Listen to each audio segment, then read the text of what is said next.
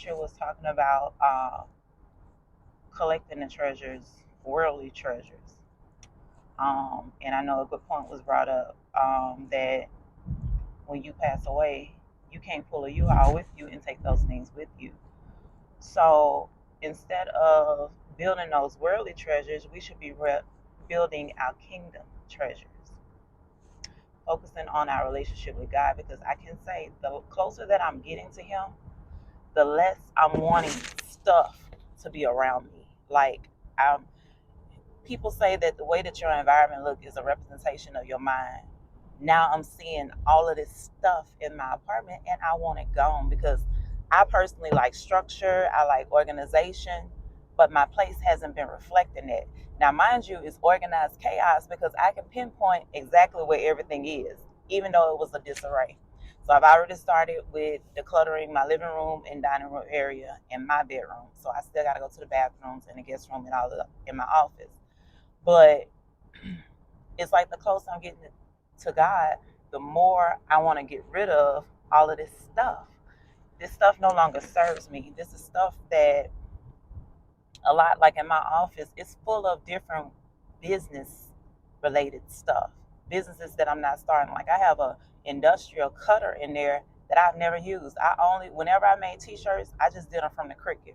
So I bought an industrial cutter that I have never used. It has to get out of my house. And it's boxes of t-shirts in there and all kind of other stuff because I make journals. I do a lot. I'm a creative. I will say that. So I kind of want to transform this space into a more of a crafting space, but in order for me to do that, I have to eliminate so much. Like so much stuff has to get out of that room. And like I say, the closer that I'm getting to Him, the more I'm just realizing I don't need this stuff. May have wanted this stuff for a period of time in my life, but at the point that I am now, I don't want any of it. I think I'm mentally becoming a minimalist. I don't know how this is going to translate as far as this stuff because I really want to get rid of it. And the hard part with me is that I have a bad back. I have back issues. That's why I'm technically disabled and I can only do sedentary work. Not supposed to be lifting on stuff, all of that. I have a bad back. So I have to be mindful because I live on the third floor and I can't really carry that stuff. And then also I have these huge home decor stuff that won't even fit in my car.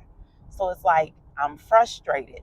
Every day I come in the house and I have to look at this stuff because a lot of this home decor has been in my hallway because back in 2022, somebody with a truck was supposed to come and get this stuff and take it to Goodwill. It's not gone. And I'm having a hard time with just putting it in the dumpster because the dumpster is right downstairs. Like we have a dumpster by our two buildings. And because I know somebody can benefit from it. But I just really want to clear my space. Like my mind is cleared. It's not jumbled up anymore. And I want my space to reflect that. And moving forward, I'm not going to be worried about these worldly treasures. Yes, I will still have wants. But just because I want it don't mean that I need to buy it.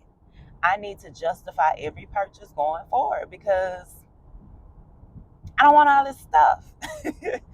So I say that to say, just take evaluation of your space.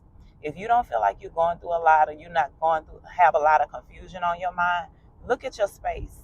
Because your space, your personal space, your home is a physical representation of what's going on here.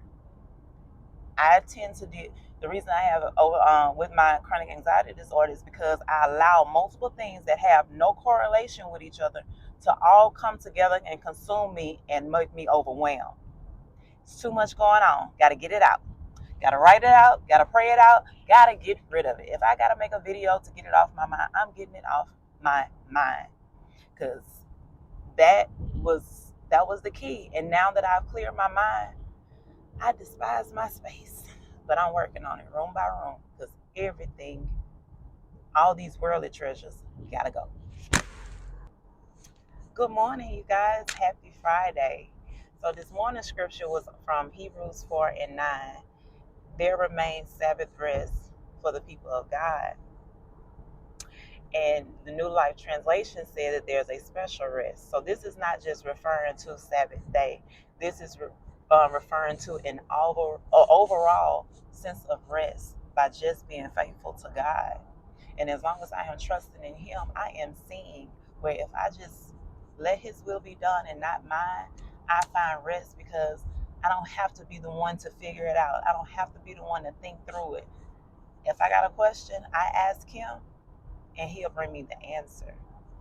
I woke up this morning and I had a text message from my little brother. He works overnight. And at first I was nervous, like, Lord, what he been texting me for? But I opened that message. When I say God is in the atmosphere, God is in the atmosphere. And when I saw his message, I started praying to God. And I asked for confirmation and what direction. Brother called me and told me some other things, because what he initially told me, when I went and looked at it, I got a little bit discouraged. But when he called, got it. Okay, I see what we doing here. I see what we doing. Okay, let me know. So I'm telling you, this week has been crazy. It's been crazy, but I feel crazy blessings in the near future. So I'm excited in spite of. I just needed this news to finish out the week, and now I just got to do what I got to do and wait for God. That's it. Faith without works is dead, and I'm gonna put in the work, and I'm gonna have faith in Him, because He's giving me Sabbath rest. I don't have to worry about it. I don't have to stress about it. If it's according to His will, it'll come to pass. And that's it, and that's final. I don't have anything else to worry about. I didn't seek it. It came to me. I did not go out there looking for it. It came to me. Oh, Lord. Because as long as I was doing it, I was out there searching. I was getting dead ends.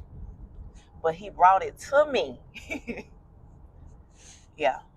I'm going to hold y'all with that one. I'm telling you, He is separating His people. Come on over. Because, baby, this light is glorious. I am enjoying it and walking in peace. I'm excited on a Friday morning. It's 7 o'clock on the dot now, so I left out the house before. I should make it to work about 7:30-ish, which I'm leaving out of there at 2 o'clock, so it is what it is. I try to go and get in, get out. So we're going to have a great day. My Fridays, I normally try to just be in my office, have my lights dim so I can just focus on like all of the admin stuff that I didn't get completed for the week. Like, this is my day to try to get my checklist, because I make a checklist every day. I have a notebook every day that I don't work. Everything I write down, everything, and then because a lot of times I keep my door open, so people gonna come in and stop me throughout the day. So that's why I make sure I write down everything that I need to do. So today is gonna be all about crossing out as much as I can for the week, and finalizing some paperwork. I gotta finalize some paperwork from trainings that I did the other day and get all that stored away. So that's what I'm gonna be doing. And I do have to go on the floor. I gotta go and add the safety presentations to the TVs for our final week of Safety Month. June was National Safety Month, and we've had different topics per week. I handed out water bottles yesterday with Safety First stickers on them, or Think Safety First. It's two different stickers I had on them that I had them to choose from or whatever. So they liked that, because last year during the hotter months, we were buying pallets of water and having to go and get ice, and because one of the ice machines needed to be replaced, and we still need to put one in the other break room. But we bought new water fountains and all of that, and this year I'm not buying water. Nope, not in the budget. We got brand new equipment that is going to be used. So let me give you this good, nice little water bottle from Safety to let you know. Go put you some ice and some water in there. And it's crazy because you always gonna have one that's gonna be unappreciative, but that's your business, sister. That's your business. I'm handing out the bottles, and they come to me and was like, the bottled water. I say, no, we're not buying bottled water this year. We have water, brand new water fountains in water dispensers, because it's not a water fountain, it's actually a dispenser, a countertop dispenser that we have in both break rooms. Use those. Oh, that water makes my stomach hurt. It's filtered. It's filtered water. And our maintenance department constantly changes out the filter. And she was like, yeah, it just makes my stomach hurt. I was like, well, guess you're gonna have to buy you some water then. I'm not buying it. It's not in the budget, my love. This water bottle is, and I've given you the equipment to go out there and get it. People be wanting too much. I mean, in my previous job, the same thing. We had ice, we had water dispensers. If you just so bougie and you want a water, walk over there to that Airmark Mart and get your little bottle of water. It's gonna cost you a little something. But if you want this free water, I gave you this free bottle, and you can go to that free ice dispenser and that free water dispenser, baby, have a field day. But if it ain't for you and you need to be accommodated, go in your pocket, swipe your card, or use your cash, and get yourself that bottle of water that you prefer. All right, y'all. Y'all have a good Friday.